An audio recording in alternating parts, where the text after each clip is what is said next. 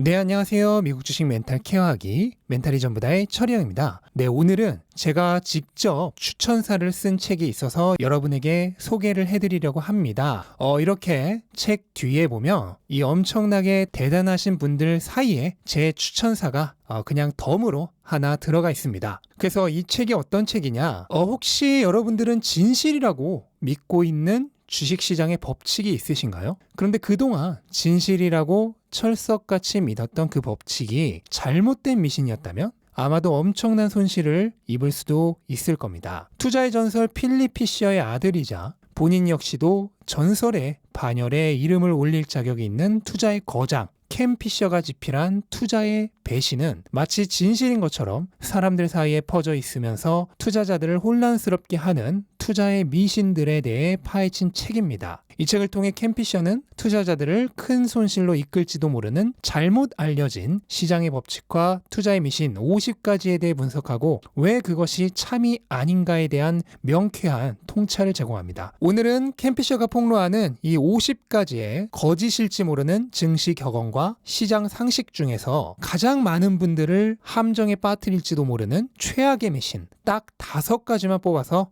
제가 설명을 해드리도록 하겠습니다. 투자를 하고 잠이 잘 와야 좋은 투자다. 투자를 하고 두 다리 뻗고 잠을 잘 수 없다면 본인이 감당할 수 있는 변동성보다 지나치게 변동성이 큰 투자를 하고 있는 것이기 때문에 잘못된 투자라는 인식이 있습니다. 하지만 켄 피셔는 사람들이 하방으로의 변동성만 싫어하고 상방으로의 변동성은 좋아한다면서 투자자들이 좋아하는 주가가 크게 오르는 종목은 변동성이 큰 종목이고 당연히 하방으로든 상방으로든 변동성이 클 수밖에 없다는 점을 꼬집습니다. 즉 리스크가 문제가 아니라 대중을 따라 몰려다니면서 추격 매수에 열을 내는 것이 문제라는 것입니다. 이러한 투자 방법은 시야가 좁기 때문에 발생하는 것이고 훈련을 통해 시장을 장기적으로 볼 줄 아는 시야를 가진다면 변동성이 큰 종목에 투자하면서도 밤에 두 다리 뻗고 잠을 잘 잘 수 있다고 단언합니다. 추세가 전환되었는지 확인한 뒤 진입해야 한다. 증시 격언 중 떨어지는 칼날을 잡지 말라는 말이 있습니다. 주가가 하락할 때는 진입하지 말고 완전히 반등하는 것을 기다렸다가 진입하라는 말입니다. 하지만 켄 피셔는 이 격언 역시도 결코 진실이 아니라고 잘라 말합니다. 오히려 투자 심리가 가장 냉각되었을 때가 위험이 가장 적다는 점을 역설합니다. 또한 어느 누구도 어디가 바닥인지 예측할 수 없으며 눌린 스프링이 튀어오르듯 바닥을 찍고 반등할 때 상승률이 가파르기 때문에 이를 놓쳐서는 안 된다고 주장합니다. 설사 내가 산 이후로 15%에서 20% 손실을 더 본다 하더라도 그것은 이후에 이어질 강세장의 초기 반등 시에 올리게 될 수익에는 비할 바가 못 된다고 강조합니다. 지난 2020년 3월 팬데믹 사태 때도 정확하게 같은 일이 일어났죠. 켄 피셔는 반등장의 첫 1년 상승 중 처음 3개월의 상승률이 전체 상승률의 절반에 해당한다면서 신기루와도 같은 반등 신호를 너무 기다리려고 하지 말라고 조언을 건넵니다.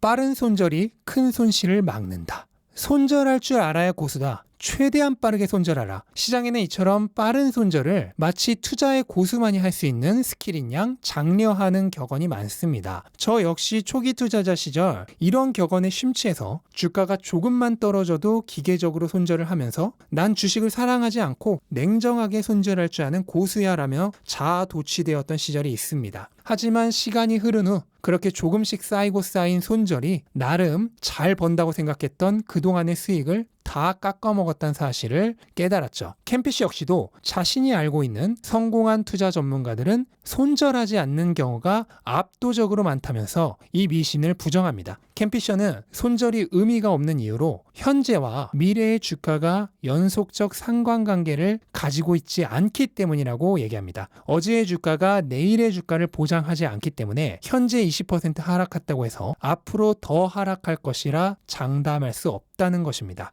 이 얘기는 주가에 매몰되어서 손절을 하지는 말라는 뜻입니다. 주가는 오를 수도 있고 내릴 수도 있습니다. 제가 늘 주장하듯 중요한 것은 기업 가치입니다. 기업 가치가 그대로라면 주가가 내렸다고 해서 팔아야 할 이유가 전혀 없습니다. PER이 낮을수록 리스크가 낮다. 작년에 테슬라가 폭발적인 주가 상승을 할 때 수많은 사람들이 입에 거품을 물면서 테슬라가 거품이라고 열을 내던 때를 기억합니다. 당시 테슬라의 PER은 1000이 훨씬 넘었습니다. 그러면서 테슬라가 천년치 이익을 끌어왔다고 열변을 토했죠. 그래서 지금 어떻게 되었나요? 참고로 당시 사람들이 입에 침을 튀겨가며 테슬라 고평가를 외치던 때의 테슬라의 주가가 당시 1,500에서 2,000달러, 그러니까 현재 300에서 400달러 사이였습니다. 지금은 3배가 더 올랐죠? 이들은 대체 무엇을 착각하고 있었던 걸까요? 주가는 현재 기업이 벌고 있는 돈이 아니라 미래 기업이 벌어들일 돈을 기준으로 매겨진다는 사실을 이해하지 못한 겁니다. 극단적으로 예를 들어드리겠습니다. 현재 PER이 10이지만 비즈니스가 사양산업으로 접어들면서 10년 후에는 존립조차 위태로운 회사, 그리고 현재 PER이 100이지만 앞으로 최고로 유망한 비즈니스에서 최고 기대주로 각광받는 회사, 어느 회사를 선택하시겠습니까? 볼 것도 없이 후자겠죠? 캠피셔는 PER이 미래의 위험이나